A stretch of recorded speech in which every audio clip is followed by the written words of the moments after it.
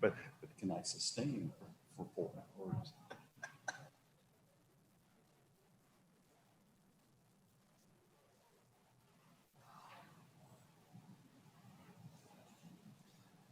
See, our hourly wage for this is,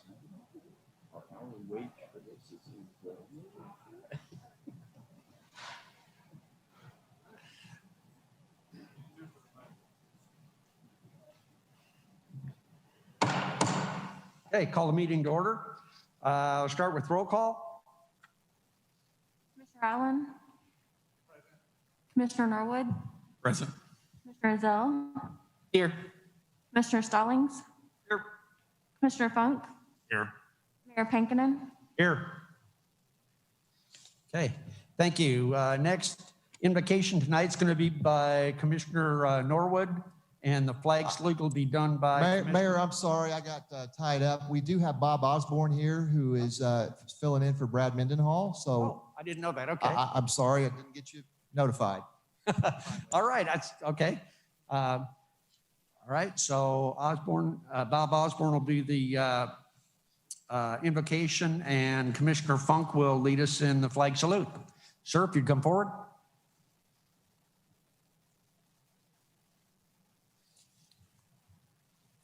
Father God, we just come to you tonight, and we thank you, Lord, for blessing us with such an amazing city, Father God, and a city full of good people with good intentions, Father. And Lord, we thank you for every commissioner here tonight. We ask you to bless them and bless their time. Lord, bless them with wisdom as they guide us into the future with their decisions, Father. And Lord, we thank you for every city employee and every department that keeps this city safe and well maintained. And Lord, we thank you, Father, for the volunteers that we have for not only on the city council, but on boards throughout the city. And Lord, we just thank you that we are a community full of volunteers and givers and forward thinkers. And Lord, we just ask you to bless our time together tonight, bless every decision that's made. And Lord, we give you all the honor and glory in Jesus' name, amen. Face the flag on the stage and join me in the pledge. I pledge allegiance to the flag of the United States of America and to the republic for which it stands, one nation, under God, indivisible, with liberty and justice for all.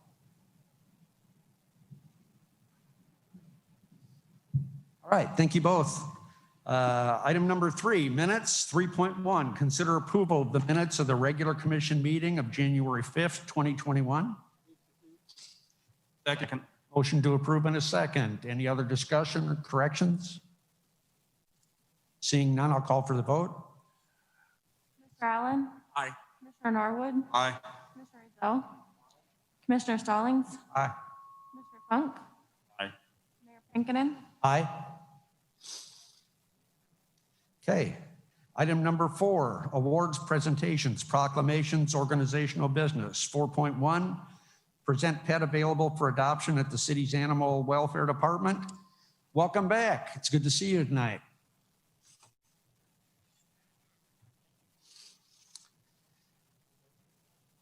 Go ahead. Yeah, well, whichever. Yeah, just you can pick up the mic if you want. Good evening. Tonight we have a mixed bird dog. He's a male. He's 4 years old. Can you talk into the mic? Yes. His name is Brownie, and he's a new resident at the Animal Welfare Division, and he'll be up for adoption until he gets adopted. He's already neutered, and he's 4 years old, and he's a pretty good dog. So come out and adopt him. Our address is 1200 South 10th, and we're open between 10 and 6, Monday through Friday, and we're open Saturday and Sunday, noon till 3 p.m. So come out, and we have other dogs also. Thank you. All righty, thank you. Okay, item number 4.2, Vance Development Authority quarterly update.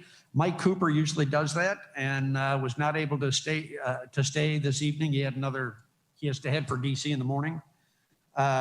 So giving the report tonight is going to be Daryl Judy. He's a new member on the VDA, just having joined that today. He's also replaced Mike Cooper as our representative on the Oklahoma Strategic Military Planning Commission. So see what you get for raising your hand. Pretty soon you're on all kinds of committees. But Daryl, please come forward. Mayor, thank you. Name's Daryl Judy, 1907 Comanche Trail. Mayor, Commissioners, thanks for the opportunity to speak tonight. I'm filling in for Mike Cooper. Big shoes to fill, so I'll do my best. I hope I get most of this right. If not, we'll make it right at the end. And it's also a tough act to follow, Brownie, right? Good-looking dog right there. So if I'm not careful, I'll be taking him home too tonight. So for the VDA, I had a quarterly meeting today.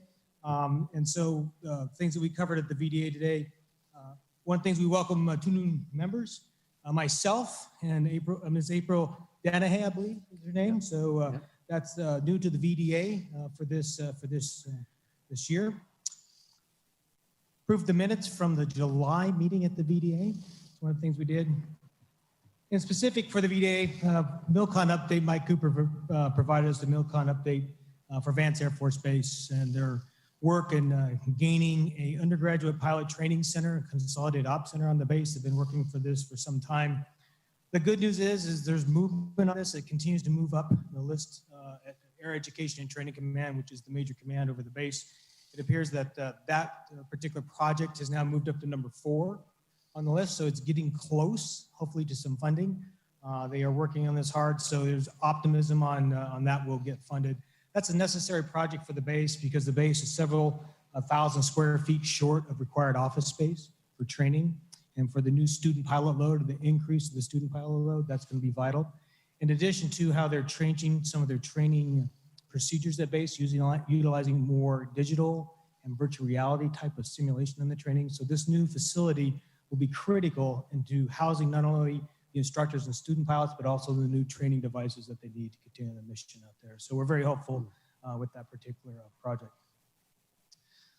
Mike also updated us on what's called the Environmental Public Works Committee language for stabilizing water storage rates for Kaw Lake and specifically.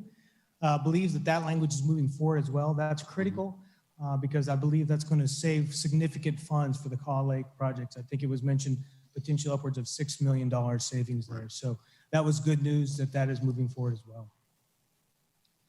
Mr. Cooper also mentioned on the 2021 National Defense Authorization Act language. They're working to, I guess, correct some language for the Congressional Budget Office scoring requirement for intergovernmental support agreement requirements for projects that go forward. This is important because right now the Advanced Enlisted Dorm project is kind of sitting at the CBO because they've scored it, and that scoring is not allowing that project to move forward because it's not scoring, I guess, high enough on that. So this has been done before. The DoD did this when they did privatized housing. They waived that requirement and allowed it to go forward. So we're hopeful right now there'll be included of language in the 2021 NDA to allow waiver authority for that particular scoring requirement. Senator Inhoff's staff has been very helpful in working that particular language. So we're hopeful that that'll allow the project to move forward as anticipated. Finally, as far as the Oklahoma Strategic Military Planning Commission, I briefed that the commission seated new members in November of 2020. We have a new chairman of the commission. It's Randall McIntyre out of Lawton. He's been on the commission before and worked with Mike Cooper. Mike Cooper served on that commission for 26 years and chairman for 17, I believe. Mayor recognized his service to the commission and all the good things that his work has done, not only for Vance Air Force Base, for the Enid community and the commission at whole. So the commission itself met. I took and proposed what we believe is the next project for the Enid Vance Commission. It's a joint crack seal repair at Woodring Airfield to the main ramp and the south ramp area. That project is necessary because some of the tarmac in that area is starting to degrade over time like it does. And it's critical that we kind of keep that up repaired properly because if not, it will create debris on the ramp, and that debris creates what's called a foreign object damage problem for jet engine aircraft. And so as Vance is expected to start working on its center runway probably late summer and early fall, and anticipated probably some increased utilization of woodring, it's important that we move that project forward. We expect the OSMPC to fund a portion of that like they normally do. The exact amount is still yet to be determined. We believe it's somewhere in the neighborhood of $125,000 the OSMPC will put towards that project with at least a minimum of 10% match from the city. The city's match will be significantly more in that project. However, we have to wait till we get our top line budget numbers from the state, as they've been reworking the budget due to some of the issues with COVID this year. So we expect that pretty soon. The VDA voted to approve that particular project. And so when that we get the final numbers, we'll be presenting this to the city council for their approval so we can seek approval of the grant money from the OSMPC sometime this spring. And finally, as far as new business goes, I believe Mr. Cooper briefed that Lisa Powell was able to secure, basically roll up some of the pooled funding from the state in regards to the pooled funding we're going to be using, that's going to be used against the dormitories. Some of this public private partnership that's going to basically work on this project. I believe that they briefed that it was been approved and working through the final signatures for $2.5 million to be put against that project. So that was good news with that. And finally, with the change of administration up at DC, Mr. Cooper briefed that the Senate Armed Service Committee has a new chairman. It's Senator Reed from Rhode Island. And Senator Inhofe will now become the ranking member on that particular committee. The good news is they have worked very well in the past. They've had a lot of good agreements on a lot of the things that they've worked on the committee. And so we don't believe there's going to be many changes on the committee as far as Oklahoma goes with Senator Inhofe in that new position. So that was welcome news with that. Mayor, that concludes my update. I'll be pending any questions you or the commissioners have. Colonel Goody, Sir. a question. Does the lack of a consolidated ops center at Vance put us further down the list in adopting the VR technology? I don't believe it puts you further down the list. I can't really speak for the base and A2. I know we got Colonel Johnson here and Colonel Danielson can speak to this, but I believe Vance has been selected to be kind of the lead pilot training base to continue to do that. So I don't think it's been put behind. It just makes it more difficult for them to kind of arrange these devices on the base. And so, you know, Vance will overcome. Vance always figures out a way of doing it. They're going to figure out this way as well. And as they develop this new pilot training system and the new technologies, they're going to figure it out. It's just going to be a lot easier once it does come into fruition, because the facilities at Vance Air Force Base for the ops centers, the ops squadrons, are several decades old. And what's happening now is those facilities, besides the square footage shortage, those facilities have been upgraded so much over time that it's very difficult to upgrade the infrastructure, the electrics, the communication, the HVAC that's needed to really support these in the long term. So in the short term, they'll be able to manage it, but in the long term, this ops facility is going to be good for that. They'll have all the squadrons together. There'll probably be some sort of food facility within that. It's also going to have potential like a emergency tornado shelter capacity. So it's really going to set base up for several decades to come once that arrives. Hopefully that answers your question, sir. Yes, thank you. I had one other question. Yes, sir. Related to the importance of the Woodring Airport work. About how long is it going to take for the center landing strip at Vance to be rehabilitated? Okay, that's a great question. To be frank, I don't have the exact answer. Maybe we could defer to Colonel Johnson. Okay.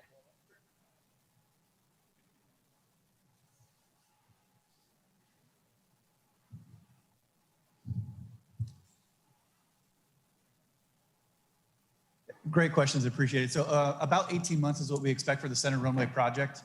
Those familiar with military construction, sometimes that goes a little longer, but 18 months is what we expected. And then Judge, thanks for answering that previous question. That was a perfect answer, right? So that consolidated ops center really is needed to move pilot training into the future. And he mentioned all those things. The only other part of that is a human performance lab, which we're trying to make part of that as well. It's really treating student pilots like student athletes, everything from nutrition to working out and everything else in between. But happy to talk to you offline any other questions you might have. Thank you. Thanks, Jay. Appreciate that. Any other questions? Good report. Thank you. Thank you, sir. Yep.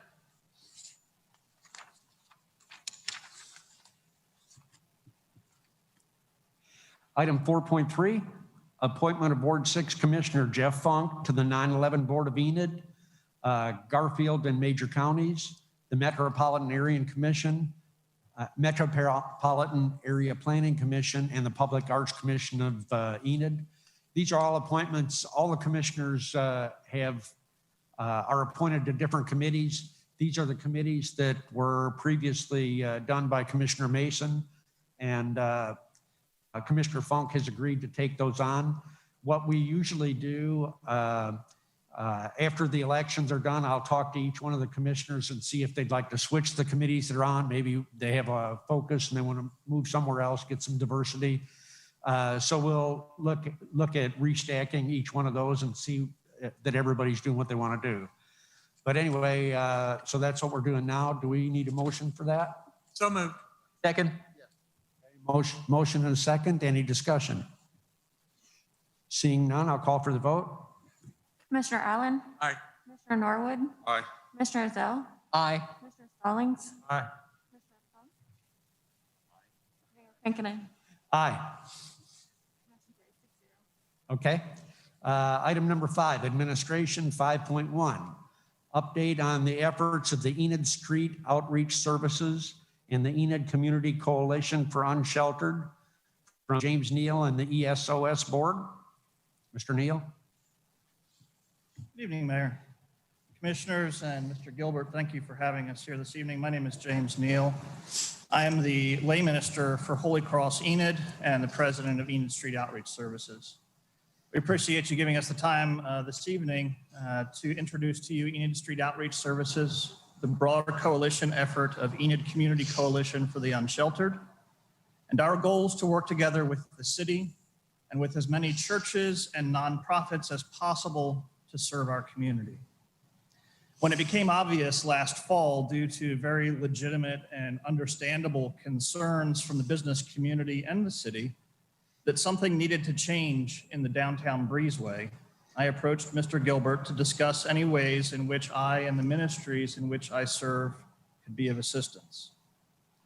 We discussed at length the reality that simply displacing the homeless population without any holistic and strategic plan to address the underlying needs and causes and to create an intentional, safe, alternate location that addresses public health and safety concerns would simply serve to move the problem from one location to another, possibly at equal or worse effect for local businesses.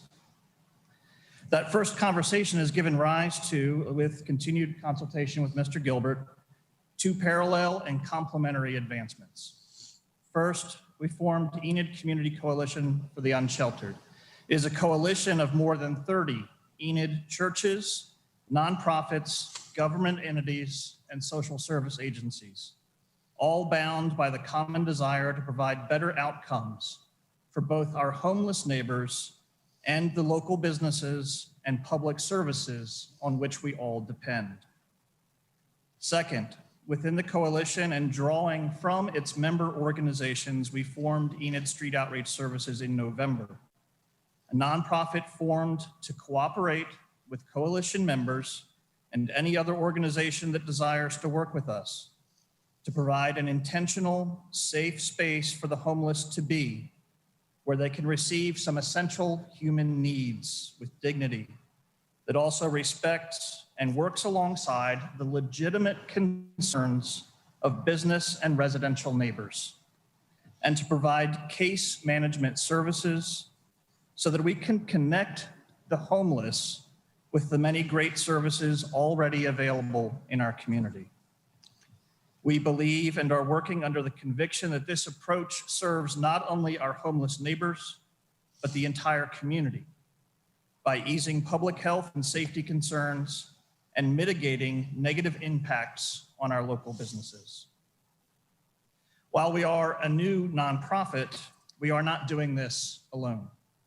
And the key players are not new to this field. We have formed within the CDSA nonprofit incubator and are proceeding under the supervision and consultation of CDSA.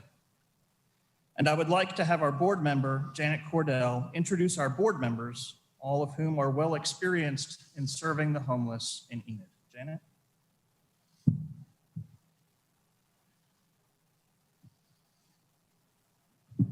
My name's Janet Cordell, and I think most of you know me.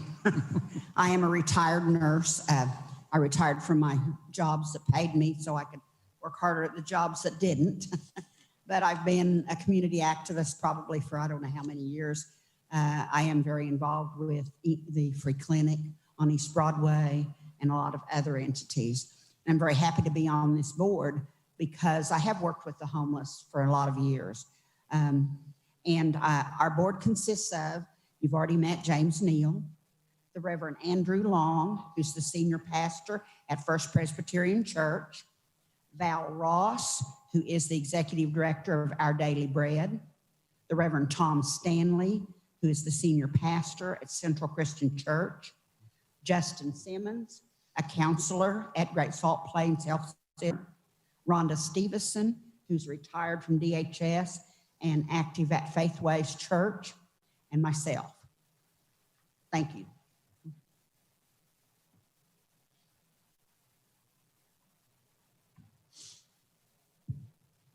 Thank you, Janet. And thank you, Janet, for all the tremendous things you do in our community. It's a blessing to have you on our board.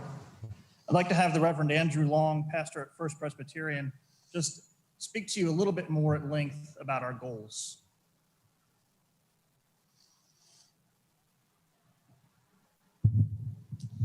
Thanks, James. Mayor, commissioners, city staff, thank you again for having us here tonight.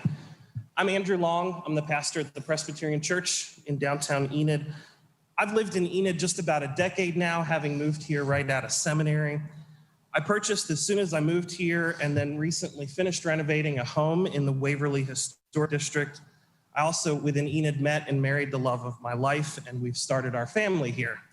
You'll find us at Leonardo's or a local park at least 3 times a week. We shop downtown, and even as a pastor, I'm pleased to say we enjoy a pint or two at Enid Brewing or Settlers. So that's my way of saying I'm invested in Enid, and we plan to be here for a while.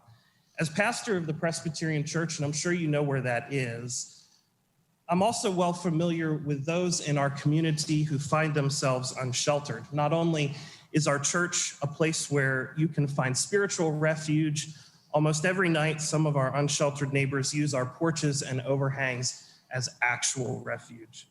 It happens just about every morning that as I go into the office, I meet one of our unsheltered neighbors. And we try our best to provide for them with what we have in that moment. And as a church, we've adopted a position where we will never shoo somebody away.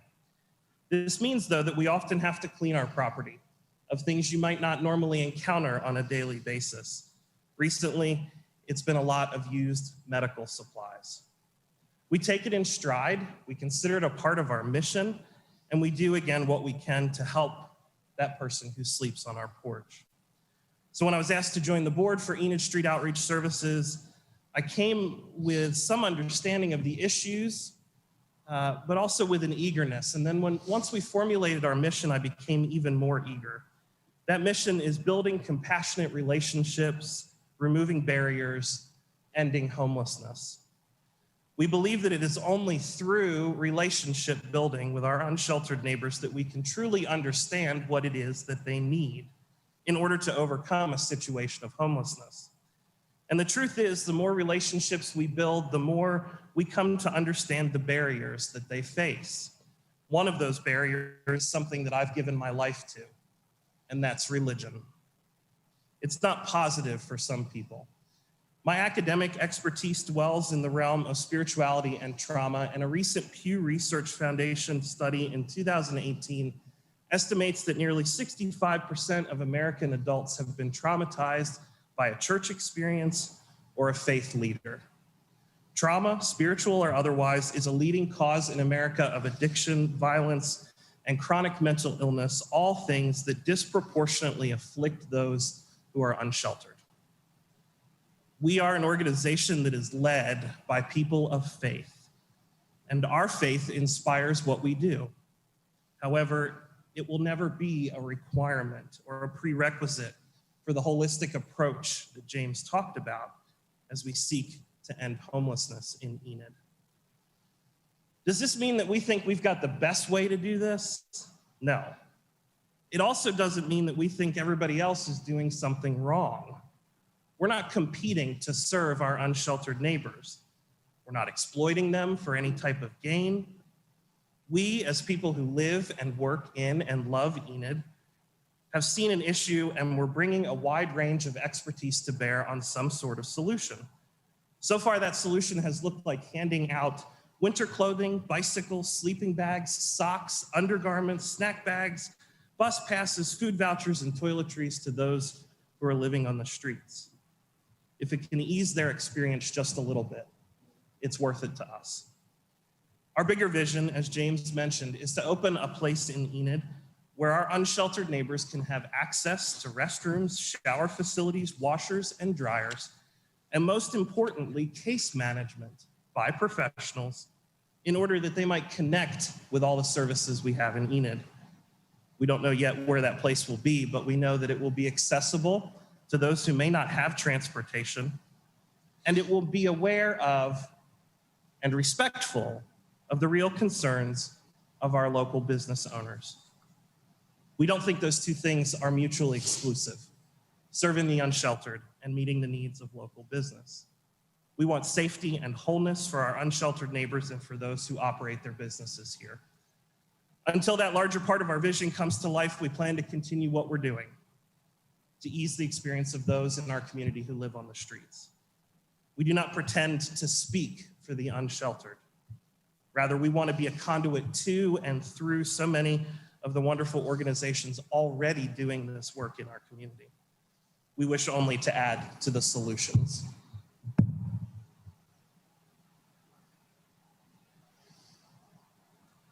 Thank you, Reverend Long.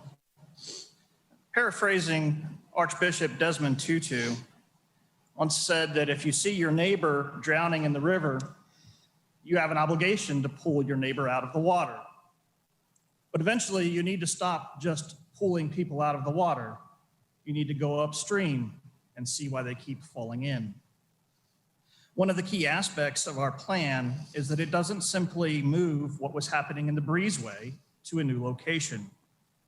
It hinges on providing professional case management services to connect the homeless with existing services. Toward that end, I'd like to have Justin Simmons speak shortly about what case management is and why it's important to this undertaking.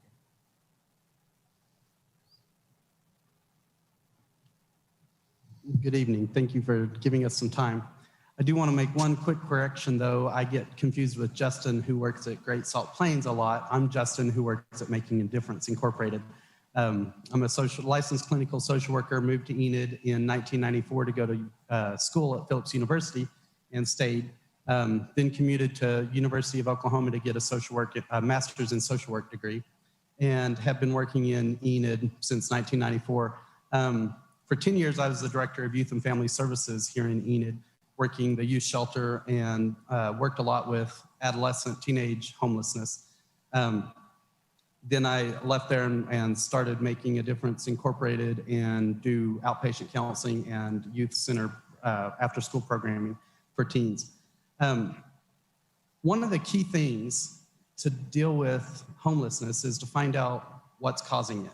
It's not as simple as, well, it's substance abuse, it's mental health, it's this, it's that. It's all of those things, and each person is a unique person. It's important to build a relationship with those people and find out what is going on in their life. And then a lot of times there's already services available to help them. They just need to get connected to those services. Case management and social work started off being a layman profession. And then we professionalized it, sent people to school to learn how to do it. And things that you do as a professional case manager is you have certain boundaries, certain limitations that you put on yourself to protect yourself and also to protect the clients. Also, you get trained in learning how to develop relationships with not only the people that need the service, but the people that are providing the service. and connecting people. Sometimes a person that needs services doesn't know where to get it or how to get it. Sometimes they're not very nice about getting it, and it helps to have a professional that holds their hand, so to speak, and takes them in and connects them to the services that they need. And sometimes it's starting off with getting them to realize that they need services. I know some homeless people that are pretty okay with being homeless.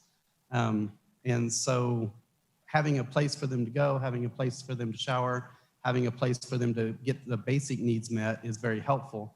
But a lot of times you've got to talk to them about, some of them want to get a house and they just don't know how. Some of them want housing and they're not sure exactly how to get it. They have barriers. And some of them, this is their norm. This is what they've been doing for a long time. And so those people it takes some time to build a relationship with them and help them see that there is something else that they can do, and also respecting the fact that sometimes they're going to choose to continue to be where they're at. And, they're autonomous people. They have the right to do that if they want to. So the case management services without that is just simply providing a meal, simply providing shelter for tonight, but not actually getting them to the place where they can be independent and not require all the services as a homeless person. So thank you very much.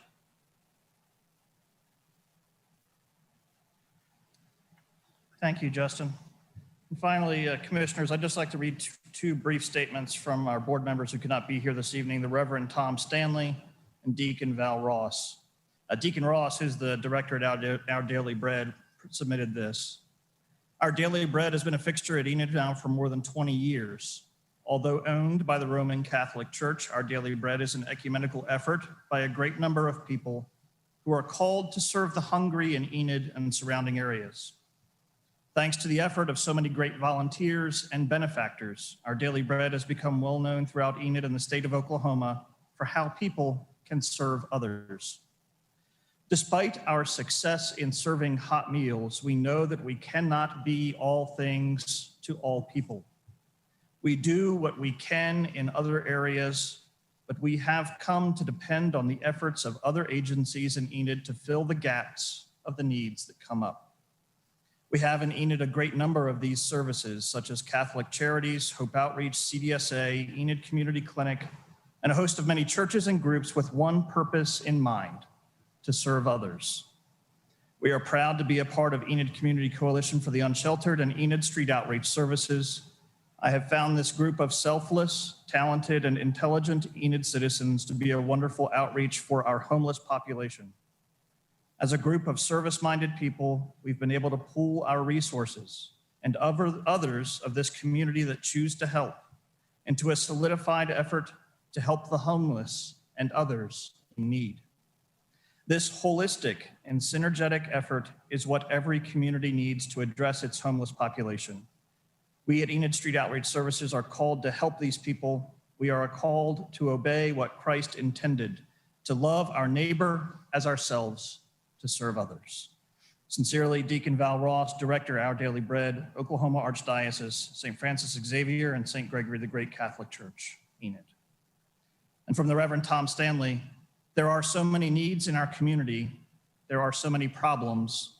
No one organization is going to be able to meet them all. As a minister of the gospel of Jesus Christ, I am called to love my neighbor as myself and to serve all of God's children. It does not matter who those children are to me. Enid Street Outreach Services was formed to help the people who are suffering, children of God who need help. Grace and peace to you, the Reverend Tom Stanley, Senior Pastor, Central Christian Church of Enid. Commissioners, we are in negotiations right now for the purchase of a piece of property that we feel is ideally suited to the purposes we've outlined here this evening, that is already appropriately zoned according to existing city ordinances for the purpose of an intentional, well-designed service pavilion for the unsheltered that respects and reduces negative impact on our local business community. We look forward to bringing specifics of that location, on which Mr. Gilbert has been briefed, once we have a contingent contract that can be publicly disclosed for discussion and approval. Thank you, and we would open it up to questions from the commission. Yes, sir. Mr. Neal, are we aware of how many, a census of how many individuals in Enid that are homeless? Do we have any idea, approximate? We have an approximate number. The number that a number of organizations have been working on before COVID-19 was about 150 people. We're working on, there's going to be a point in time survey coming up next month, and we're going to be working with the city of Enid to create a more accurate census. Most of the organizations that we've spoken with in other cities have seen a 40 to 80% increase in their homeless population during COVID-19. So I would expect that number to be upwards of 200 once we get accurate numbers.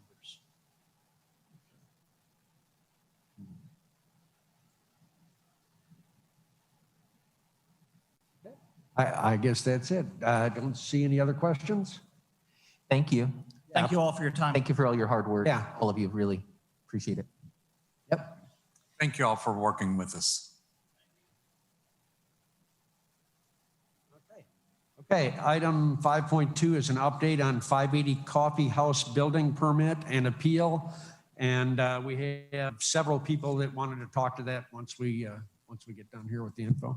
Yes, Mayor, I would like to, I think all of you and I think everybody in this room is aware, I think, of where we're at. But I want to briefly recap that for you and reiterate to you that all of these organizations in here, the ones you just heard from and 580 Forgotten Ministries, are all working to improve the situation with homelessness in Enid, Oklahoma. So I just want to briefly say, before others from 580 to businesses want to speak to this, this is from my perspective as your city manager, how this situation developed.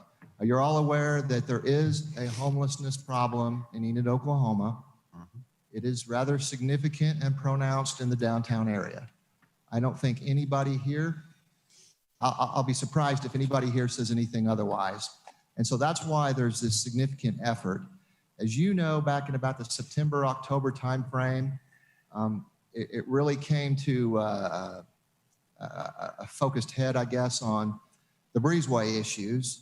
And the issues weren't really necessarily, well, there weren't necessarily homeless people congregating there. They were homeless people congregating there, and some of them doing things that were disruptive, inappropriate, illegal. And so I did take action. The city did take action to make an improvement there. I think we did that. But all we did by improving that area didn't solve the problem. I'm not sure it improved the problem, and maybe it did in that area, but there's still problems in downtown Enid. And so you've heard about that from this group. You're going to hear some others. So anyway, just getting to the chase here, I know on or around that time, and maybe it was even before that time, I know that 580 Forgotten Ministries, Jeremiah had talked to me about some of his ideas. And one of them was a outdoor seating area shelter behind 580. And so I know that at some point in those conversations, I advised him to turn in a building permit application. And I do think there was some conversation about whether the city would participate in that too. And what I recall talking about was turning a proposal.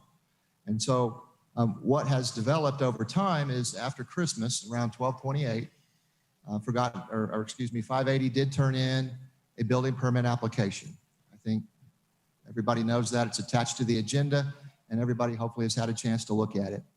The city did look at that. I believe that the city did follow our processes. I know the processes included going through the code enforcement office, looking at compliance of building codes for what they were proposing and what they had put in their application. And it also included reviewing the zoning and particularly the downtown overlay.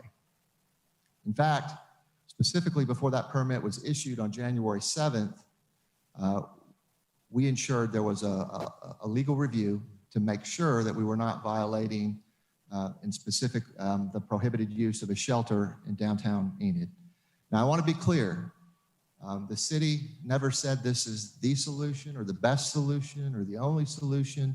The city has actually, I believe, tried to work with all of the groups, and we appreciate the efforts of this overarching group that you just heard a little bit about, the coalition. But I also understand and respect that there are lots of organizations working on this, you know that, which includes Forgotten Ministries and 580. So anyway, the building permit was issued on January 7th, and I know that's caused a lot of concern. And so certainly the city, I believe, has probably rightfully so. Some folks believe that we didn't follow the process, and I respect that. And I think maybe as we're going to go through a process to figure that out, because that building permit has been appealed, as you know, by a group of businesses downtown that I don't believe any of them dispute. I know they don't, that there's a homeless issue, but they're concerned that if that building permit and that addition is completed, they believe that the homelessness issue will be exacerbated, particularly in that area. And they're here tonight, they can speak for themselves, and 580 can speak for themselves. But that's kind of the lay of the land and how we got to where we are. I just wanted to reiterate from my perspective, the city did follow process. Now, this is also part of the process that if there's an appeal, we'll hear that process. That process is to go to Board of Adjustment. I think you've all been advised of that. That's what our city attorney has advised us of. And so we are headed towards that process, but it is my hope, and I have shared that. I don't think I'm saying anything here that everybody here doesn't already know, because I've done my best to communicate with all the groups about what I was going to say tonight.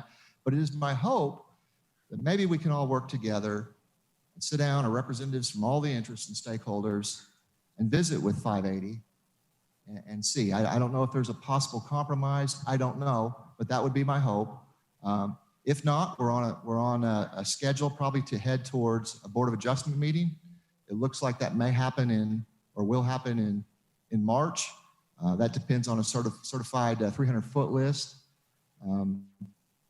that the group represented by Clint Claypole will need to submit to the city. And I believe that's already been worked on. So that's kind of just to update you. I don't think I told you anything that you don't already know and haven't been communicated with from the city, and I don't believe I've said anything that anybody sitting in the audience doesn't already know, at least from my conversation. So I'll answer any questions, but I know there's others. I recommend if 580 wants to speak, you might listen to them. And then I know there's folks from the businesses that want to speak, and then you may have questions for them. So I just want to make sure I understand from the building permit. The building permit's for an outdoor seating area. We don't approve or disapprove outdoor seating areas based on their use. We approve or disapprove if the brewery submits a building permit to build an outdoor seating area, we're not going to ask them who's using it, right? As part of the process. That's right. Okay. There's an outdoor seating area 30 yards from this at Settlers Brewing that we approved not based on who was going to use it, right? Yes. And if a coffee shop wants to build an outdoor seating area, we're not going to ask them who's going to use it. If Da Vinci's wants to go build an outdoor seating area, if it's approved zoning. Okay. I just want to make that point before we get people signing up here who are opposed to it, because people who are homeless are people. They are not different people. They are people. And our zoning rules do not differentiate, and nor should they.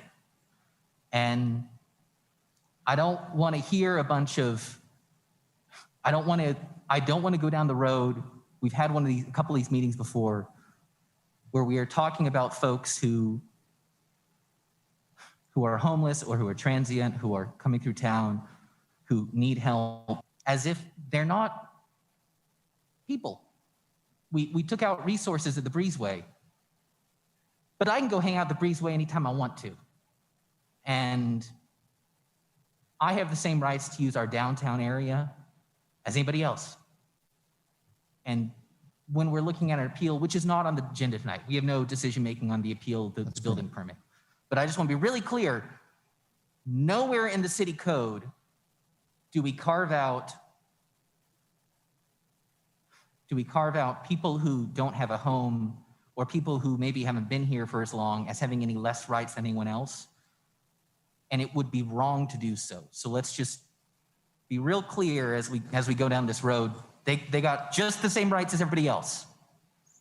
I think everybody's, I don't think anybody, I mean, I'm going to hear what everybody says. I don't think anybody that I've talked to says that. But they're here to speak for themselves, so. Kind of what other basis could there be for an appeal of a building permit for an outdoor seating area in a downtown? Well, I believe that Clint Claypole's here. He could speak to that. I think I've seen maybe the Tracy list. Biddle. And I do think there's some cut straight valid there. concerns, but I don't think anybody's going to stand up here and say what you said, that they're not people and that we shouldn't work on that. So I'm confident of that because I've talked to a lot of people involved in this. And anyway, I think it's probably time to hear from them. Gerald, Yes, sir. Jerry was going to say something. Yes, sir. I just wanted to make sure Ben was finished first. I'm done. Yeah, thank you. I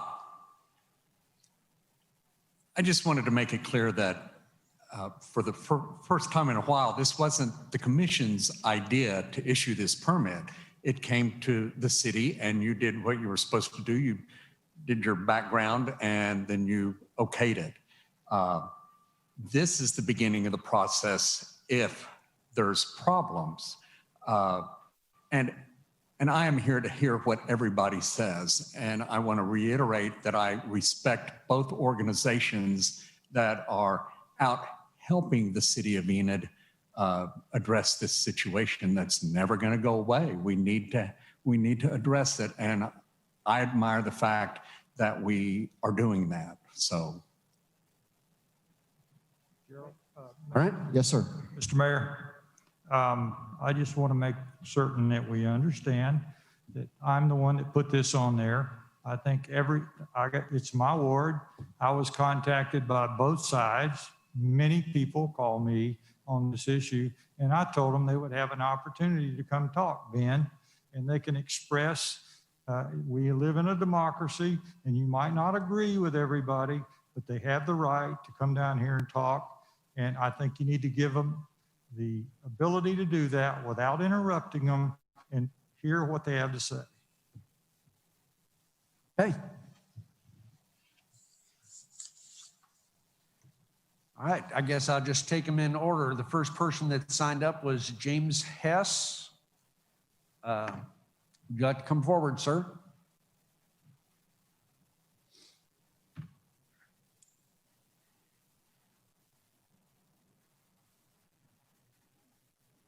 How you guys doing? Good. My name's James Hess. I've lived here in Enid for about 4 years now. I know about Coffee House and 580, and they've helped me out a lot. I've been down the path of homelessness. I've been down the path of drug addiction, alcohol addiction, been incarcerated multiple times for long periods of time. Beat 3 life sentences for drugs, alcohol, theft.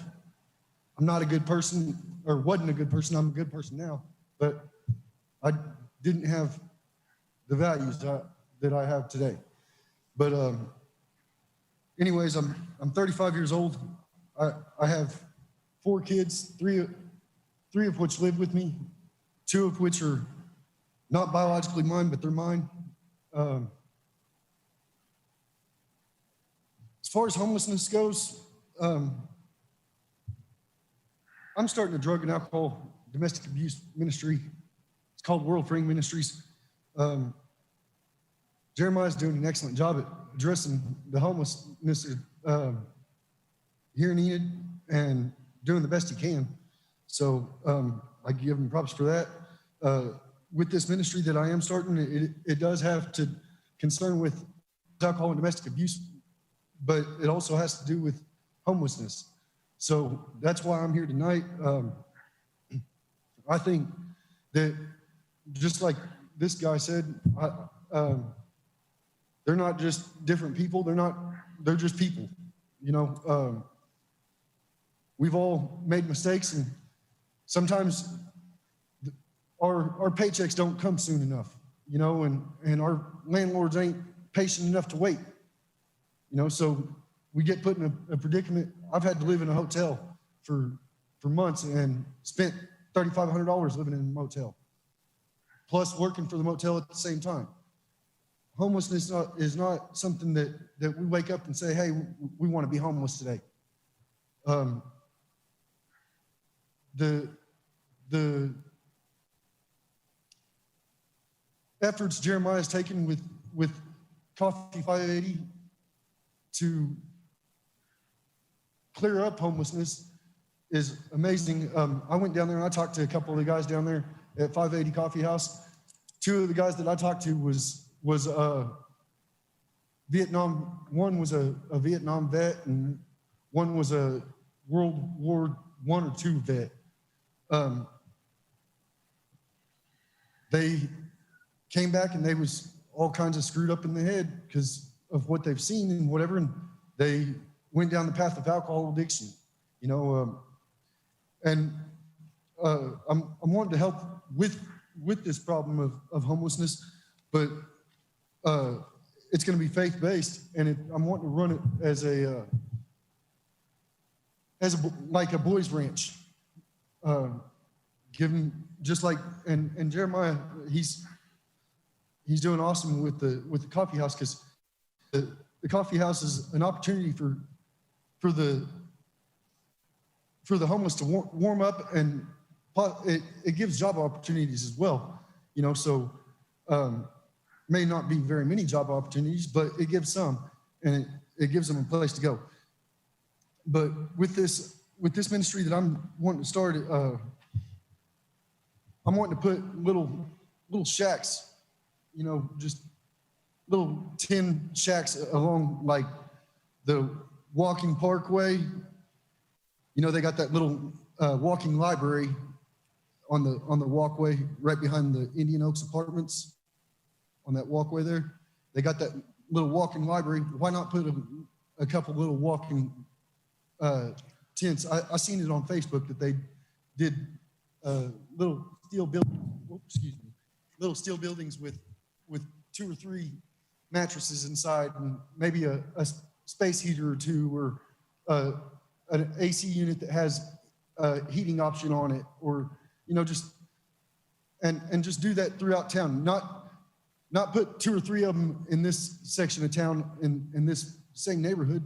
Spread them out so they're not all congregating to one section. You know, if you spread them out, at least we won't have the problems of maybe all the medical supplies that he was talking about, you know, and people gathering and partying, drinking and carrying on. But they'll have a place warm to lay their head. Okay. I appreciate your comments, but it looks to me like you're trying to come up with a third option beyond the 2 that we're listening to tonight. So I would suggest. I apologize. No, that's okay. You're welcome to be heard anytime. But I would suggest you either talk with the coalition to see how you might be able to help with them, or they might be able to help with you, and or with Jeremiah and Forgotten Ministries. And otherwise, if it's something beyond that, we probably need to have a separate topic to talk about that. But I appreciate your comments tonight. Thank you. Yes, sir. Thank you. Yep. Next up, Don Rose. Okay.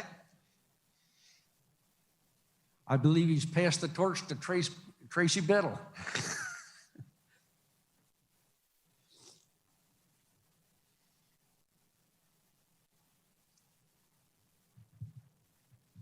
Good evening. We chose to do this because I believe that'll help present the information better. I just want to make a quick statement, please. City Commissioners, I'm Tracy Biddle, Executive Director of Leonardo's Children's Museum. I'm here today, though, representing a group of downtown businesses. We were very surprised to hear on January 5th at your previous meeting that a project called the Movement of the Breezeway to the back of 5AO Coffee Shop was underway. My neighbors and I were very surprised, confused about the building permit, had zoning questions and ordinance questions, but most importantly, number 3, was we are extremely concerned for the safety of our customers, employees, and especially the children that are coming to a recently developed tourist attraction here in Enid, downtown Enid, Leonardo's Children's Museum. This is all in light of previous issues downtown. As you may know, after we became aware of the issued permit, our council sent a letter to the city manager explaining the problems with the permit that we believed was improperly issued. In response to that letter, we were told nothing could be done regarding the permit and that we would proceed to the Board of Adjustments. We filed an appeal. We filed to repeal the issuance of the building permit with the Board of Adjustments, and we're prepared to make our case. However, when we read the newspaper today and had some discussions, we felt like since this was on the agenda, it might be polite and proper for you to hear straight from us our position on this. Please, please understand that us as neighbors in the neighborhood, we wish Mr. Harrion and his programs the best. We are grateful for his services that he is addressing an extremely important public health problem, the homeless persons in Enid. Our issue is that this proposed project is simply not allowed by the Enid Square Overlay District. This controls the development of the downtown area, and we believe the permit itself is incomplete. We believe that the permit should not have been issued and that the danger to this area of downtown and its businesses is very significant. Members of my group and I are thankful to all of you who have listened to us explain our situation and those who are trying to help us come up with a solution. We are eager to see what happens and develops with the Enid Community Coalition for the Unsheltered, and we're very pleased to present our case to the Board of Adjustments. Please let me say one more time, though, we support the city and all the programs that are trying to help the homeless population. We just need alternatives in a properly zoned area that is not in proximity to a children's tourist attraction. If you have further comments or questions, I would like for you to look at the letter that our council provided to Mr. Gilbert. I have been asked to speak on behalf of these businesses: Clemmy Construction, Clemmy Photography, Leonardo's Children's Museum and Adventure Quest, Hand Plumber CPAs, both representatives, Smithson Appraisals, Bobby's Mattress Barn, Merrifield Office Plus, Ritchie Agency of Farmers, Settlers Brewing Company, KH Financial, Sheffy's Prescription Shop, Edward Jones Corporation, Wyant Law Firm, Landmark Real Estate, Panavinos, Youngblood Cafe, and Randy Wagner Attorney. Thank you for your time and your attention, and I'd like for Dawn to address some other issues.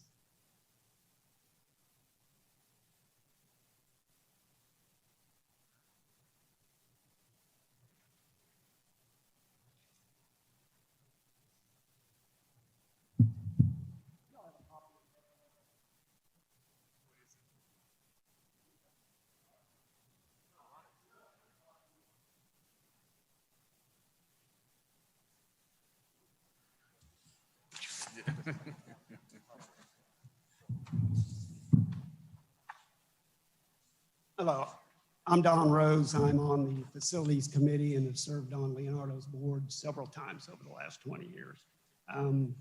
We currently do have a problem at Leonardo's with the homeless. We have areas where we've got stairwells that we have people sleeping the night in at times. And we also have Adventure Quest, which provides an attractive place. We have people breaking in there at times, and it is a problem. We're concerned about this type of facility being across the street from a children's museum. I want you to look at this ordinance that you all have in place. I disagree with you a little bit, Mr. Rozelle. A building permit has several facets, and part of it is zoning. And if you look at the part of this, it's purpose and intent. So granted, it's a seating area, but you do have to say intent. And the intent of what they're using this for does not meet any of the A, B, C, D, E, and F of this overlay. That's why this overlay was created, was to keep this type of thing out of our district. It just doesn't fit. This is a commission item because you all have appointed, or boards before you have appointed the members of the oversight committee. I encourage you all to contact those people and let them know that this is not the type of thing that needs to be next to Children's Museum.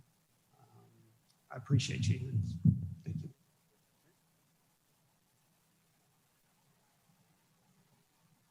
One more speaker, Valentine. Here. Yep.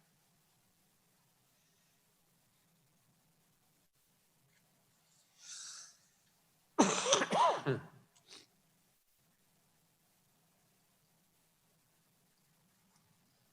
not sure what I was gonna say, but I guess putting a patio there is appropriate for all people, regardless if they're homeless or not. Jeremiah, I somewhat know him, got a little history behind him, but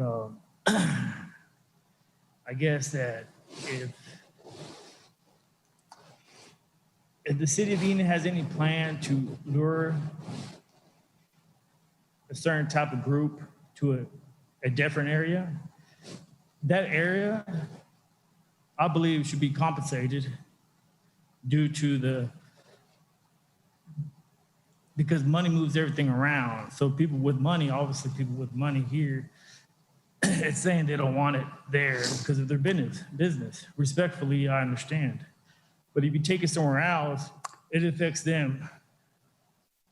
And wherever they decide to put it, those people should be appropriately compensated. Thank you.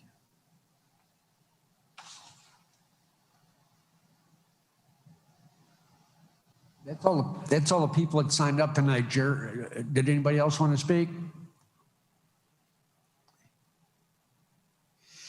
This is not really an action item tonight, but it's an item to be able to inform everybody what's going on and what the issues are. Sir? Thank you, Commissioners. I'm Jeremiah with Forgot Mysteries and 580 Coffee Shop. And so I contemplated whether to talk tonight or not, or just to listen. And, really, my heart when we opened 580 was to be a business downtown, to be a part of that community, and to see people from the west side of town, south side of town, north side of town, to be able to come out to that area and to enjoy the businesses that were down there.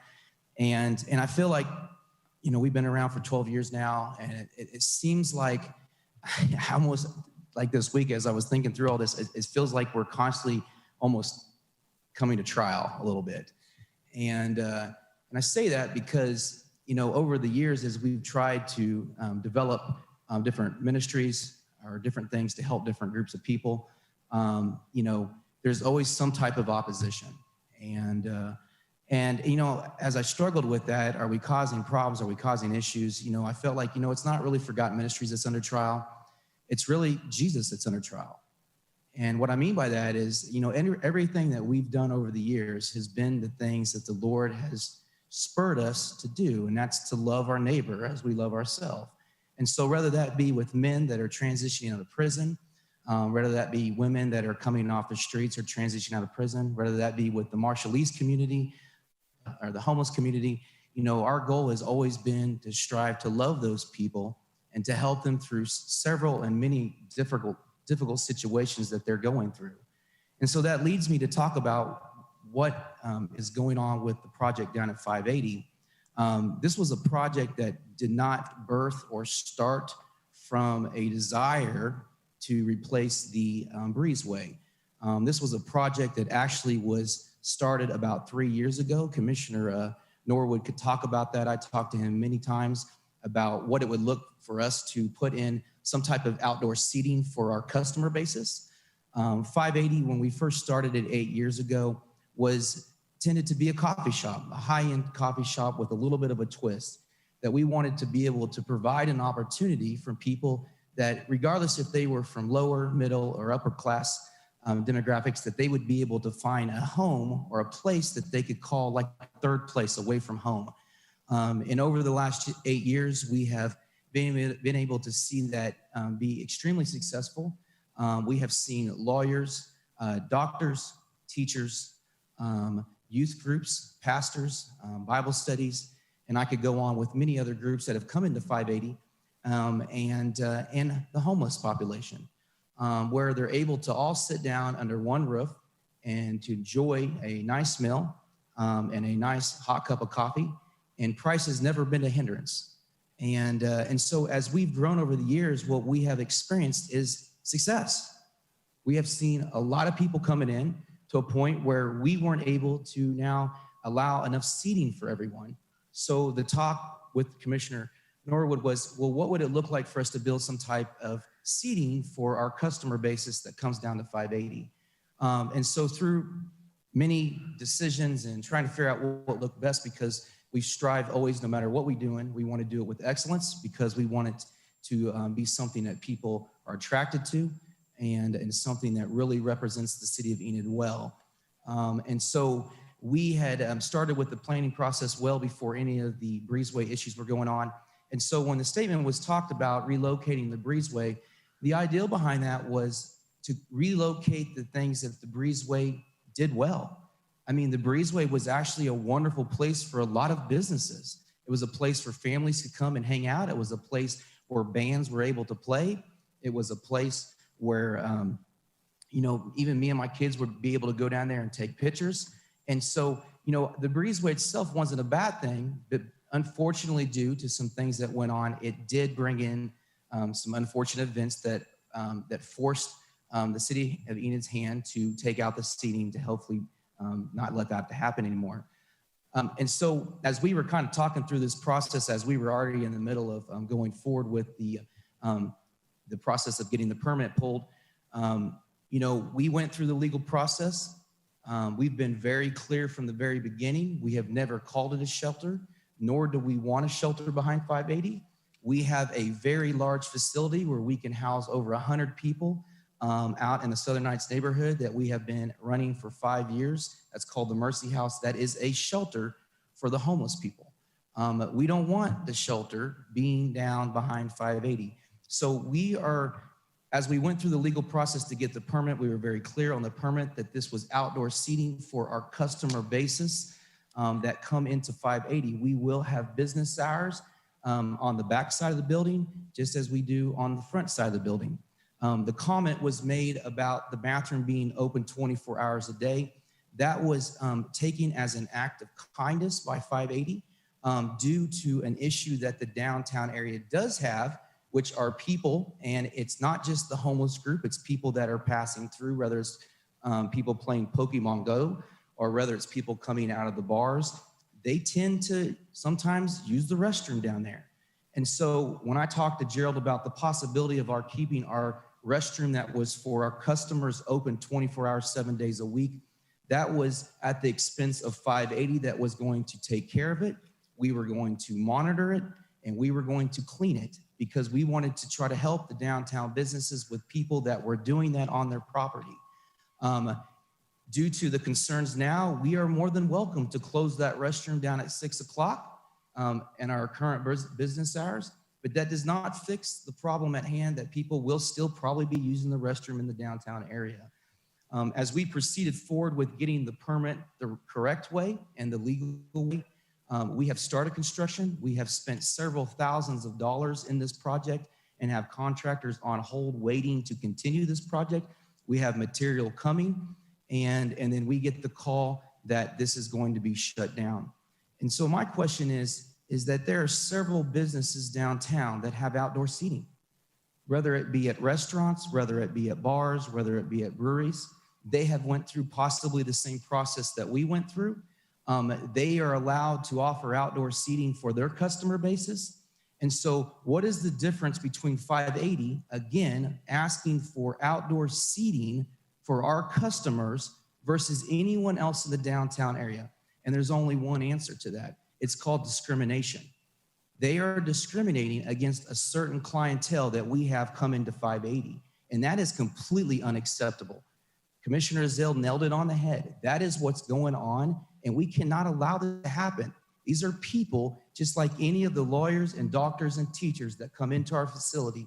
And to say that we're not allowed to have outdoor seating for our customers would be an act of discrimination.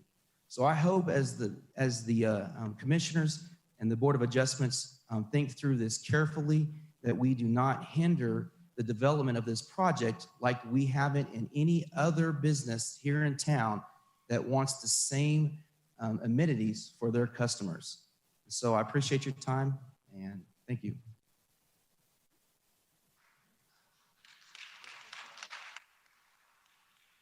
Okay, thank you. Again, this was an opportunity for us to hear from the public on both sides of that issue. I guess the next step is the commission. Gerald? Board of Adjustment will hear the next part. Board of Adjustment, yep. Assuming that both sides will have a representative that is perhaps a lawyer, but the lay people did fine tonight. Yeah. Okay. Yeah, and I would just say I've talked to the groups. If the groups want to get together or with the city, if there is a way to work it, I don't know that there is, but Board of Adjustment is the route we're headed towards. But, okay. but we're welcome to talk with everybody.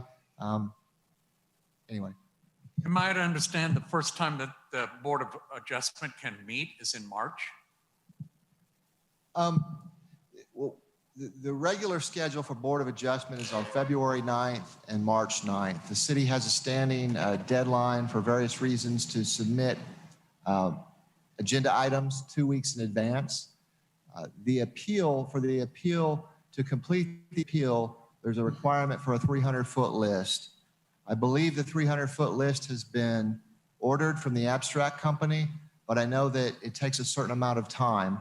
And I know there's people here that probably can talk about exactly how much time that is. But if the city doesn't receive that by Monday, then we will not meet the deadline to have the February 9th meeting.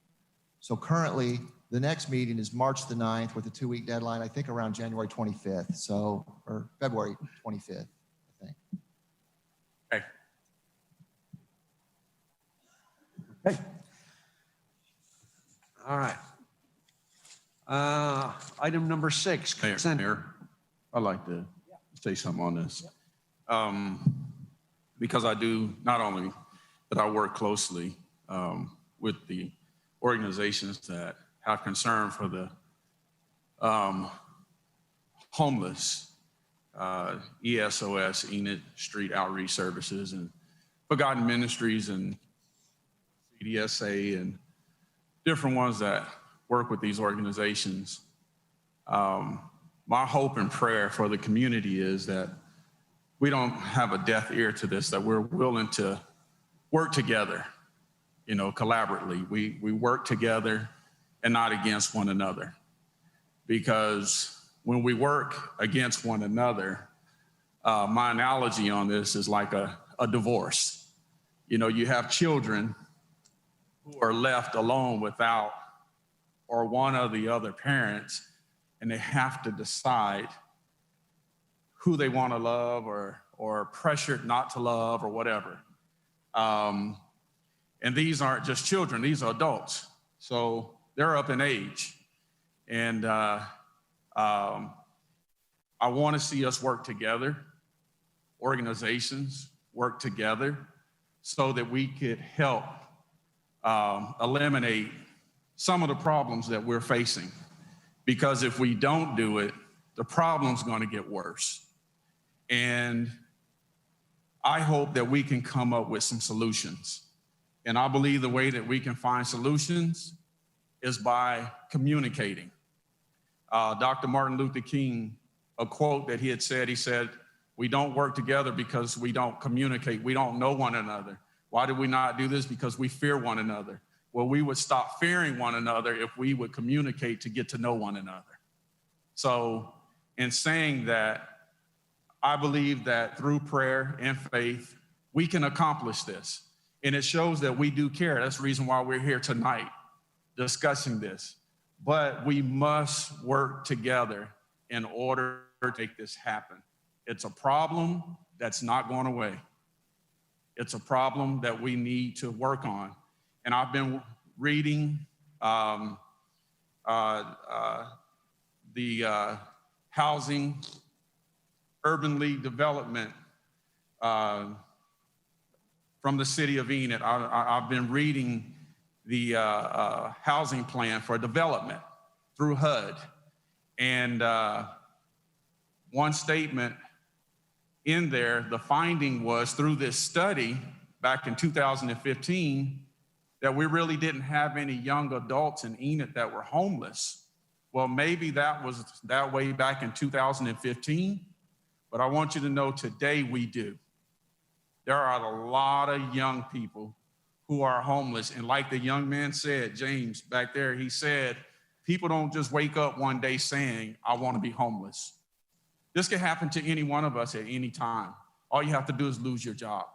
Most of us are a paycheck from poverty anyway, especially with COVID going on. There are a lot of people who are in major cities looking for a meal, who are Vietnam vets and veterans who have served in our military, and individuals who have lost good jobs with degrees, near homelessness. So I just pray and hope that we work together, and I'm willing as a commissioner. I know my ward is Ward 2, but my attitude is I'm a commissioner of Enid, Oklahoma. I'm not just the commissioner of Ward 2 because I was born here. I love this town, and we can thrive together, but we cannot do it separated. So I'm asking Jeremiah, not to call you out, James, if we can sit down and have conversations and come up with solutions to be able to work on this problem, let's do this together. We can do it, but we have to come together. Thank you. Mr. Mayor, if I could kind of follow up on that comment, which I think is very appropriate. But in addition to the coming together, we have a brief period of time here ahead of when the Board of Adjustment would hear this appeal. We've heard some very legitimate concerns expressed by Leonardo's and neighbors, and very legitimate concerns expressed by Jeremiah and those associated with 580. It would seem like there is the potential here to have a sit down, have an agreement where maybe 580 can have the outdoor seating for any customers, but through security, through lighting, through operating hours, through certain restrictions, not develop the prohibited shelter or overnight hangout, if you will, that is certainly a legitimate concern for the folks at Leonardo's and others in the neighborhood. So would encourage, again, as Mr. Norwood has said, can we see if we can sit down and get together? There are several good things that have been presented this evening that I'd love to see be able to come to fruition, but we need to communicate. Mr. Gilbert has openly offered to see if we can get parties to the table. I would strongly encourage that prior to the Board of Adjustment meeting. I mean, the problem with that, Jeff, is that at some point, businesses are allowed to build outdoor seating. They're allowed to use it.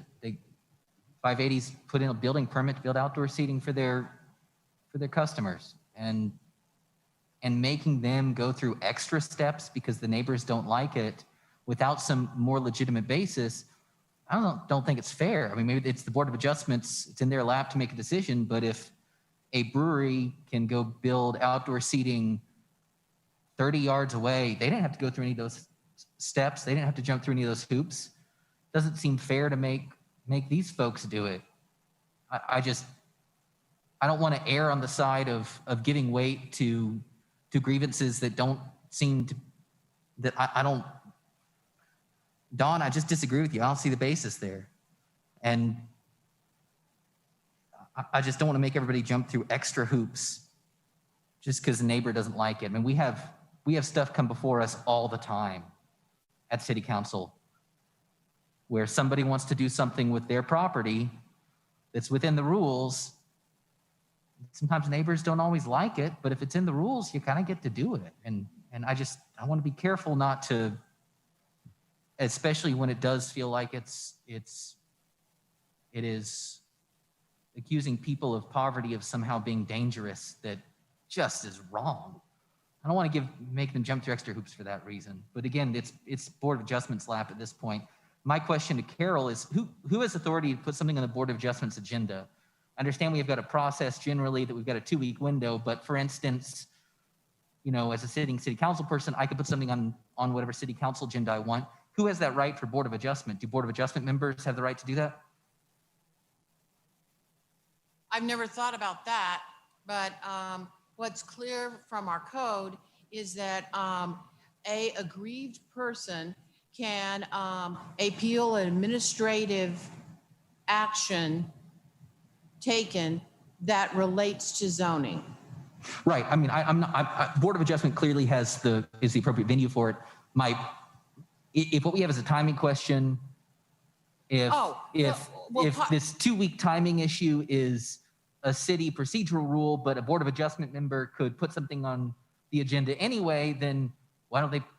Okay. Somebody could put something on the agenda if the 300-foot list got put together after Monday, prior to the open meetings. I mean, clearly we can't violate open meetings deadline, but that 2-week thing is just city procedure, not law. Okay, yes, the 2-week thing is city procedure. The 300-foot rule is, the 300-foot list is so that we provide notice to those people on the list. And most of the people on the list are the ones that are probably appealing.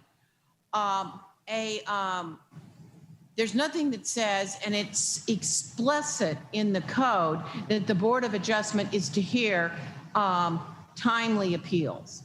So we could call a special meeting. I'm just trying to get it on there, figure out a way to get it on their February agenda so you don't have to sit around, everybody doesn't sit around their thumb for a month. If it's just the city of Enid's 2-week rule, that as it sounded like from the way Gerald said it, that doesn't seem fair. I mean, if we can make things move faster, then yeah. There's notice requirements for the people on the 300-foot list. Once we see the list, I mean, maybe we can impress upon the abstractor to get it done. I mean, part of the problem is that the abstractor says that it's going to take 2 weeks to do it. Maybe we can impress upon the abstractor to get it done sooner. All I'm saying is if there's time to give actual notice to the 300-foot list and still comply with Open Meetings Act, but not the 2-week City of Enid rule, then maybe we should err on the side of, if we can meet the necessary legal notice requirements and the Open Meetings Act requirements, but it's less than 2 weeks, then maybe we should just do that.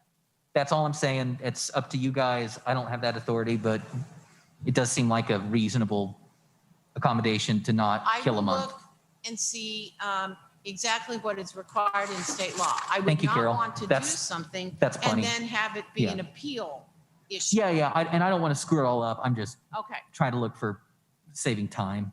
This feels like we're on the cusp of having a couple of different organizations that maybe have different ideas of what they're doing, that we as a city are very fortunate that they're using their expertise to help a situation that is, not a fault of our own.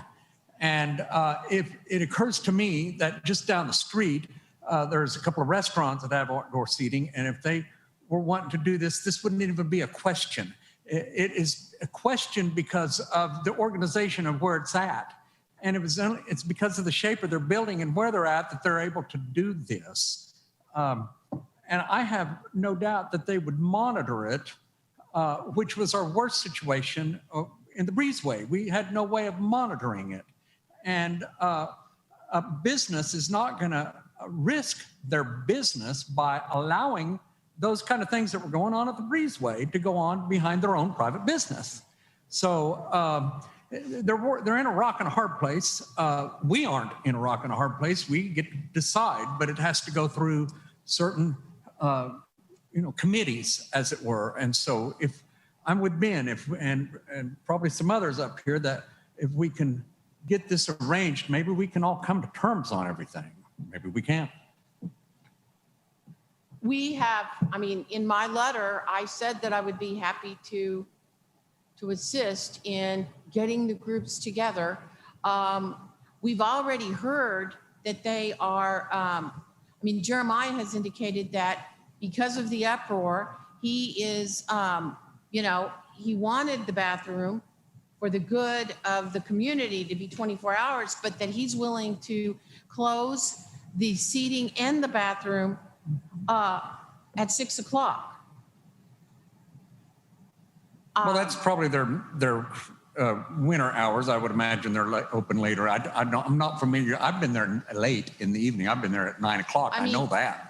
But that doesn't go into building permits. I mean, building permits don't put all those conditions on any building permits. I mean, that's not. I know, but maybe the people who are appealing, if they hear that it's, that it is not going to take place 24 hours a day, will drop their appeal. If he posts hours, it is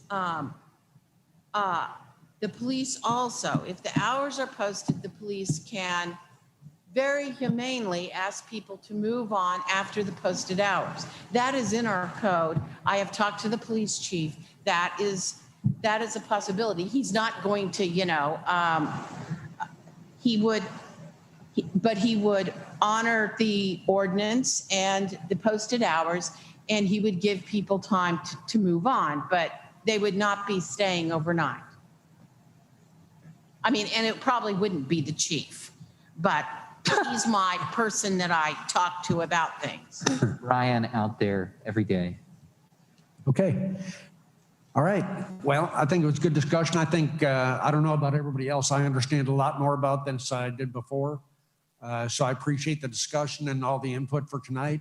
I also appreciate the fact that we have two different groups that are really interested in trying to help out those that are trying to have shelter and having a place to live, because everybody deserves to have a place to live and participate in their community as well. So I like everybody, I'd like to echo what everybody else has said. I'd like to see the groups get together and try and find a permanent solution, not only for what happens after hours, but what we provide during the day and where we can provide that for this part of our population. So, Mayor, just one quick question. Yep. Have we ever, Gerald or Carol, could you help me on this? Have we ever issued a permit and then had it revoked? I don't know. I know that there are many times where most building permits, you don't have a building permit that is granted and then someone appeals. Most of the time, the building permits that go to the Construction Board of Appeals are based on what they're building and the condition of how they're building it, and it's because it was denied. But in looking at, knowing that a group of people wanted an avenue, looking in the code, obviously a building permit is an administrative action taken. And the code indicates that that could be appealed to the Board of Adjustment. Okay. I just wanted to make sure for the sake of the city of Enid, that's what I'm just, that's the reason why I asked that, because, we have different ordinances written. And I just wanted to make sure we're okay. And I know that's the reason for the boards of appeal and all that. I get all that. I understand that. That puts that in their hands. But I just wanted to see if that ever happened before. This is not a common thing. Okay. But, it is in the code book, and it seemed like the appropriate avenue. It is too bad that it's taking so long, but maybe we can, I will work on that. Okay, thank you. Any other discussion? Okay, we'll move on. Item number 6, consent agenda items. I want to pull 6.2. I have a question about that. I'm going to move to approve everything except 6.2. Second. Okay, motion and a second. Any other discussion? Okay, then I guess what we do is vote on the rest of the consent agenda item and then go back. Okay, I'll call for the vote. Commissioner Allen? Aye. Commissioner Norwood? Aye. Commissioner Zell? Aye. Commissioner Stallings? Aye. Commissioner Funk? Aye. Mayor Pankinen? Aye. Motion carries 6-0. Okay, going back to item 6.2, approve change order number 1 with the Spohn Ranch Skateparks for project number P-2002C, construction of Enid Skate Park in the deduct amount of $3,304.52 and accept the project as completed by the contractor. My question was the deduct was to pull the water fountain, so they're not doing it. My question then is, when are we getting a water fountain down there?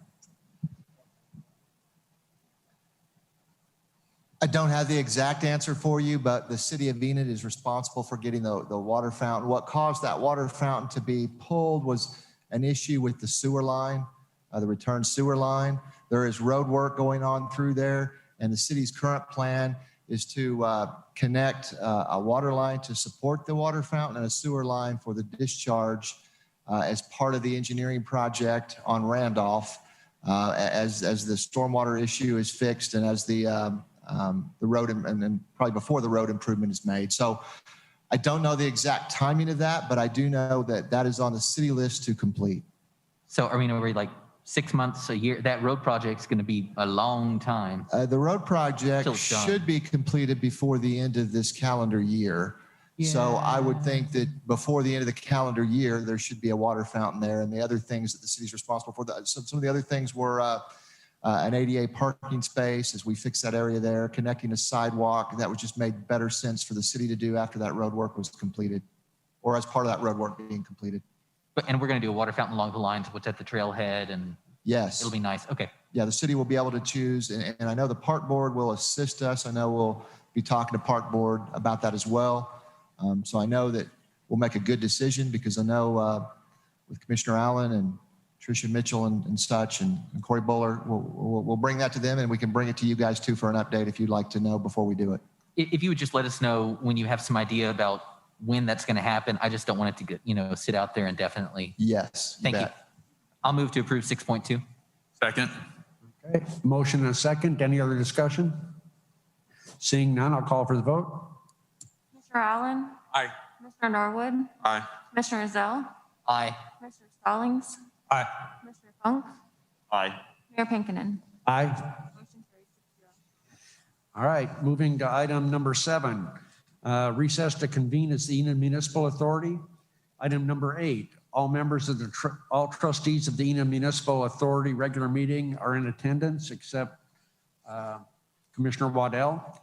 Item number 9, the Enid Municipal Authority regular meeting is now in session. Item 9.1, consider approval of a non-binding letter of intent to engage in a 3-year lease agreement with United Engines beginning on July 2021 for 3 2021 Peterbilt H20 HEIL DPF Python 28-yard eject style refuse trucks upon expiration of the current agreement. To approve. Second. Motion and a second. Any other discussion? Seeing none, I'll call for the vote. Commissioner Allen? Aye. Commissioner Norwood? Aye. Commissioner Zell? Aye. Commissioner Stallings? Aye. Commissioner Funk? Aye. Mayor Pankinen? Aye. Motion carries 6-0. Item 9.2, consider an award for purchase of a 2021 John Deere 200G-FT4 excavator to Yellow House Machinery, Enid, Oklahoma, for the Solid Waste Department in the amount of $186,968. Move to approve. Second. Motion and a second. Any discussion? Hearing none, we'll call for the vote. Commissioner Allen? Aye. Commissioner Norwood? Aye. Commissioner Zell? Aye. Commissioner Stallings? Aye. Commissioner Funk? Aye. Mayor Pankinen? Aye. Motion carries 6-0. Item 9.3, approval of claims in the amount of $527,674.07. So moved. Second. Motion and a second. Any discussion? Call for the vote. Mr. Allen? Aye. Mr. Norwood? Aye. Commissioner Zoll? Aye. Commissioner Stallings? Commissioner Funk? Aye. Mayor Pinkinen? Aye. Item number 10, adjourn to convene as the Enid Economic Development Authority. Item number 11, all trustees of the Enid Economic Development Authority regular meeting are in attendance except Commissioner Waddell. Item number 12, Enid Economic Development Authority regular meeting is now in session. Item number 12.1, receive update on small business support grant impacted by COVID-19, micro business assistance, and potentially a new entrepreneur program using CARES funding received by the city and administered by the Enid Regional Development Alliance, and take necessary action. Lisa? Good evening, Mayor and Commissioners. Thank you for allowing me to be here this evening. Tonight, I have an update for you on the program that you approved at the last meeting, where you set aside $200,000 of the federal CARES funding for a small business support grant, and asked for an update at this meeting. And so since that time, we have received a total of 22 applications. That was as of 3 o'clock today. 16 of those applications meet the criteria as far as the minimum number of employees that we set in the application, which was 2. Like I said, 16 of those applications out of 22 met that criteria for a total request of funding of $205,613. And just some other stats of interest for those businesses.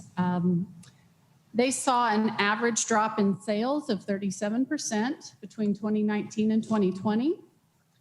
The average request for each business was $12,851. The average number of employees represented by each business was 8, and the average years in operation was 24 years. We had 6 additional applications that did not meet the minimum set forth in the program for 2 employees. These businesses may be owner-only operated. They may be family operated, where people may or may not be receiving salaries as a result of the downturn in the economy. They may have contract labor. So for those 6 applications, that requested funding was $65,700. They saw an average drop in their sales from 2019 to 2020 by 42%. Their average request was for $10,950. Their average number of employees was 2, and their average years in operation was 13.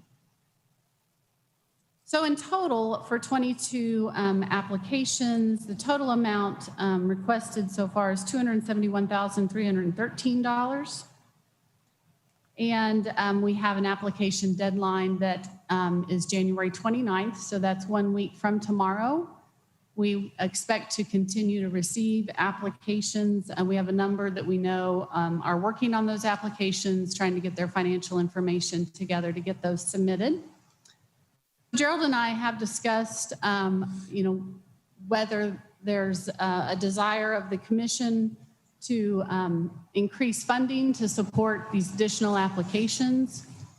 And Gerald indicated that he believes there is funding available that could be allocated to do that. And would be interested in your interest in doing that. I might mention also, you do have a draft application or program that we're calling the Entrepreneurship Grant Program. And that program really would fit this category of businesses that we've received 6 applications for. And so that group could be covered by this new program that we are proposing. Really, the only difference there would be in the way that we calculate a payment to those businesses. Because they are maybe an individual entrepreneur that doesn't have employees, and they may or may not have a business location, instead of reimbursing them based on their rent or mortgage payments or utility payments, we structured that to try and compensate them for a portion of the loss that they experience from one year to the next. And we set that at a 70% amount, not to exceed $15,000. I believe that there's, for my part, speaking for myself, that, you know, I want you to obviously continue with what you're doing. These 6 people that didn't quite meet the criteria, I feel like we need to be able to cover them if we can. It is so sad to see businesses that have been around that long, that many years. You know, I know the feeling. And so I know that we're going to move forward on this. We just need to get the numbers to work out. It would be premature for me to say, and I don't speak for the rest of the commission, but you know, until we hit the 29th and know what the final numbers are. But that's how I feel about this tonight, and that's how I've felt about it since Ben brought it up the first time. Sure. I'm sensitive to family-owned businesses and businesses that just are operated by one person. So, you know, whatever we can do to help out, we've got them. We've been given money to distribute. It's our job to distribute it. You're correct. And that money is already allocated for this purpose. And so I appreciate that. Yeah. Yeah, the only area, I mean, we need to, if we're going to expand it, we need to make it explicit that we're expanding the application window, since the folks, those 6 who applied, those additional people who applied and don't qualify, there are probably any number of people who didn't even apply because they knew they didn't qualify. And we want to make sure to be fair to those people who didn't apply because they knew they didn't qualify from the outset. I only have two issues with the entrepreneur support grant as you've outlined it, Lisa, and thank you for coming back with this and broadening it. I do appreciate it. The PPP program loans are open to businesses who've had their doors open since February 15th of 2020. I think we should make this a similar number. I know you had to have been in business since January 1 of 2019, and a lot of small businesses have a lot more, and family-owned stuff, there can be a lot more turnover. And anybody who kept their doors open for most of 2020 deserves kudos. I mean, you made it through 2020. You need some help. Let's help them. So I'd like to shift that from January 1, 2019 to 2020, and then that begs the question of the second bit is how we're calculating that. If they didn't have their doors open in 2019, then it makes it hard to do a year-over-year loss. I'm not sure what the right way to calculate what the award amount should be, but I do want to open up to people who maybe, you know, they got a year belt under their belt, and it's going to be a tough year for everybody. The disaster's not over yet. Otherwise, I think this is great, and we do need to allocate some money and publicize it and get some more applications and try to help some more folks and try to help some more of these small businesses.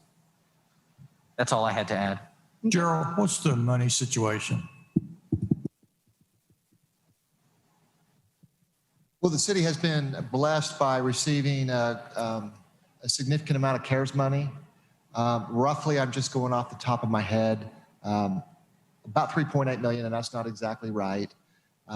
We don't have a running number of how much we have committed.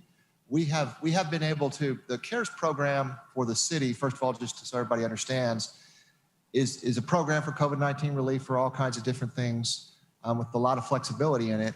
When it was initially presented to the cities to be able to draw on this, it's a reimbursement program. So you would spend money for eligible events, because remember, we're going to have the auditor back next year, and we're going to have to account for all this stuff. So we were able to do that. We made 2 or 3 claims, roughly in the vicinity, I'm going to say, of $600,000 or something. I don't know that we would have been able to draw all that money if the rules hadn't been loosened up a little bit. When the rules were loosened up specifically, the state communicated with us that the city could draw the remainder of whatever we hadn't drawn by using our public safety salaries, as long as the governing body passed a resolution that public safety salaries were I don't remember what the language, something about exigent and substantially used in COVID-19 relief type stuff. And so you did that back in July or August. I think in August or September, we were able to draw the rest of that money. So I say all that just to know from our perspective at this point, we have drawn the money on eligible reimbursed expenses. But what that has resulted in is we have some extra funding, and we do have an obligation to help out. And so I can think off the top of my head, we've done about 600,000 now in individual relief on rent and utility assistance. We've done 200,000 with small businesses. We've done over $500,000. And that was really only through July based on employee leave programs, the Family Cares Act program. So we need to really update that because we still, quite frankly, we probably have more people out right now on COVID issues than maybe we've ever had during the pandemic. So to try and answer your question, we have significant funds left available. I don't think there's any issue supporting this program with more money. It might be helpful to know exactly how much, but I think you've got a lot of flexibility because just roughly, I'd say we probably have more than $1 million left that can be utilized for various COVID-19 things. I do know that one of the things that we will probably use that relief money for at some point is to help address homeless issues that you've heard about tonight. And so I don't know exactly, no proposals have come to us.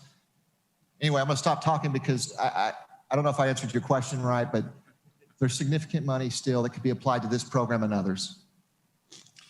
Well, I'd like to see maybe, we have 200,000 set aside for that now. I'd like us to consider changing the rules as you have proposed and raising it and offering another 200,000 to be able to make it a total of 400. As to Ben's issue on businesses that started in 2020, I think we need to come back and get a little more on that. I don't know a lot of business entrepreneurs that would have started a business during the middle of a COVID. But that doesn't mean that they didn't or that they wouldn't or that they suffered some losses because they started at the wrong time. You don't know what's going to hit in March when you start your business in January. Well, I think I also, just to be clear, I mean, part of what I'm trying to capture is that maybe it's not the exact same business. Maybe it's not the exact same entity. Maybe it's been tweaked. And if, you've been doing one thing, but you had to shift gears or get under a different umbrella, or you may not have the same legal entity, but you may be doing the same thing. I mean, that's part of what I'm trying to capture by that. I'm sure there are people who started businesses in part because, they had to figure out a way to make ends meet. And if, you lose your job or you get your hours cut, you might go open up a business because that's how you keep the lights on. I want to give those folks fair shake too. It does make it more difficult, however, to calculate 70% of loss if you don't have the history there to determine what the loss is. No, the calculation of the first grant program wasn't based on loss. It was based on cost to operating costs. Right. And so if we could use a similar model for this in terms of making it a more broad eligibility, but using because lots of these folks will have operating costs. They will have documentable operating costs, rent and overhead and all that stuff that we use for that first chunk. So I would suggest that we open up the eligibility, but maybe it's a A or B thing. You calculate your eligibility of the award based on either year over year lost, up to 70% not to exceed $15,000, or operating costs as outlined in the thing you've already put together, again, with a not to exceed number. Is that doable? Sure, that's doable. I was just trying to think of other options, which might be a percentage of capital expenditures for the year, or equipment purchases, or business formation expenses, or, I don't know, but those are other. But you already have a model. Yeah. You already have two options. And if they don't qualify for either one of those, then they don't qualify. But we're opening the doors, and there will be folks who you're right, wouldn't qualify for year over year. But if they can document those same costs, like the first crowd, let's let them in. Mm-hmm. There's also individual assistance. I don't want that to be lost too on rent and utilities. So if they don't qualify for any of this, but they need help, CDSA and Catholic Charities. And I think I don't know if they've exhausted all those funds, but I anticipate there might be more demand there too. So I think they've they've used a lot of, I mean, most of what's been allocated, I think. I know CDSA has been getting it out in the community real fast. So that money's for the general public, it's not for someone that owns a business? Yes, sir. CDSA sets the requirements. I believe they do the rent assistance, and Catholic Charities does the utility assistance. They both have their own set of rules, just like you've approved for ERDA for small businesses, and which is great for the city because they figure out whether they qualify or not and take care of those issues for us and for you. What do we need to do? What do we need to do to approve this, Gerald? Well, just visiting with Carol on taking necessary action, the intent there was to, certainly you can talk about a dollar amount of money. Certainly you can talk about the program you want to approve. But what that will generate for us is we'll bring back a budget amendment at the next meeting based on maybe what you tell us now. And so I think you're covered in that. But Carol, is there anything more specific you'd like them to do? No, just say what your intent is, how much more money, and before that money is released, we would probably want to have our next meeting in February and do the budget appropriation for the auditors. But I was just going to jump in because I think, Lisa, you can help answer that too. I don't think you're distributing any money until after the 29th anyway. And February 2nd is just a few days after that. So you're either going to distribute out of money you have and then send us an invoice, or probably. So I think it's well covered if you help us with that in your motion. Okay. Do you have any heartburn with those couple small tweaks, Lisa? No, To the no, that'd be entrepreneurship? fine. Okay. Do we need to make it super specific, or can we just adopt this program as discussed tonight? An additional $200,000, making it a total of $400,000. I'll make a motion to direct city manager to put another $200,000 towards this program with the additional entrepreneur support grant, as Lisa proposed, with the couple of small tweaks we discussed tonight. Second. That good enough, Carol? it is. Okay, got a motion and a second. Any other discussion? Seeing none, I'll call for the vote. Commissioner Allen? Aye. Commissioner Norwood? Aye. Commissioner Zell? Aye. Commissioner Stallings? Aye. Commissioner Funk? Aye. Mayor Pinkinen? Aye. Motion carries 6-0. So Thank you, Lisa. when would be the soonest people would get this money in their bank accounts? I'm February 3rd. February 3rd. Outstanding. Well, So I just didn't want anything we did tonight to My board requires 2 signatures on checks, and there's a small process, so it will take a little longer than 24 hours. But right. yes. well, I mean, and I appreciate what he's, but the key is it won't be June or July before they get their. Oh, no, of course no. not. No. It Outstanding. would be before February 15th, yes. And in government, that's the speed of light. Yes, that's why we are not government. That's why we have you. It's definitely not the speed of government. Yeah. Okay. Thank you, Lisa, for your. Thanks, Lisa. and the Appreciate it. ERDA's Thank team. you. Good report, and thank you very much. All right, item number 13, adjourn to convene as the Enid Public Transportation Authority. Item 14, all trustees of the Enid Public Transportation Authority regular meeting are in attendance except Commissioner Waddell. Item number 15, Enid Public Transportation Authority regular meeting is now in session. Item 15.1, approval of claims in the amount of $700.10. To approve. Second. Motion and a second. Any discussion? Call for the vote. Commissioner Allen? Aye. Commissioner Norwood? Aye. Commissioner Zell? Aye. Commissioner Stallings? Commissioner Funk? Aye.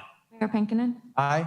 Motion carries 6-0. Item number 16, adjourn to reconvene as the Enid City Commission. Item number 17, public comments. Those have all been covered earlier tonight. Item number 18, adjourn. So moved. Motion. Second. Motion and a second. All in favor, say aye. Aye. Aye. Thank you.